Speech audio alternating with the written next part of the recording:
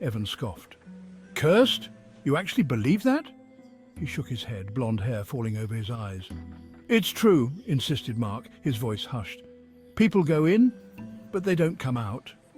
The old oak tree at the edge of Farmer McLeod's property stood as a silent sentinel, gnarled branches reaching out like skeletal fingers. Local legend claimed it was the entrance to the cursed grove. Evan, ever the skeptic, laughed. Fine, I'll prove it's just a silly story. The air grew heavy as Evan stepped past the oak tree. The sun, a fiery orb just moments ago, was now swallowed by the dense canopy. An unnatural stillness settled over the grove. No birds sang, no insects chirped.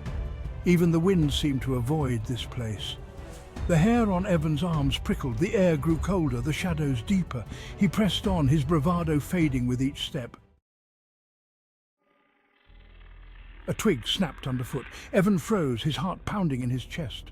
Just a squirrel, he muttered, trying to convince himself. Then he heard it. A whisper, faint and indistinct, carried on the breeze. He couldn't make out the words, but the tone sent shivers down his spine. He quickened his pace, wanting nothing more than to escape the suffocating stillness of the grove.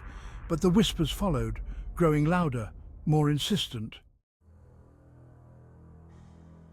Section 4, a touch in the dark. Evan stumbled, his foot catching on a gnarled root. He fell, his hands scraping against something cold and damp. Panic seized him. He scrambled to his feet, his heart pounding like a drum in his chest. He had to get out, now!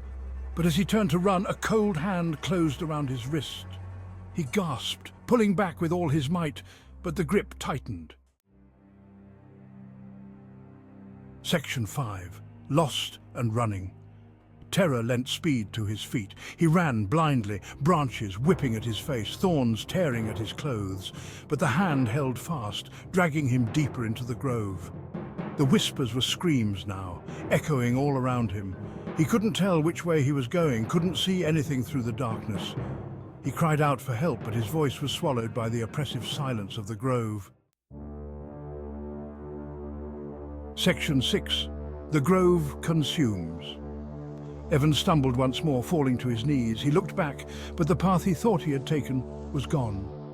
The grove had shifted, trapping him in its grasp. He felt a cold breath on his neck, smelled the decay of centuries. Then he saw it, a pair of glowing red eyes burning through the darkness.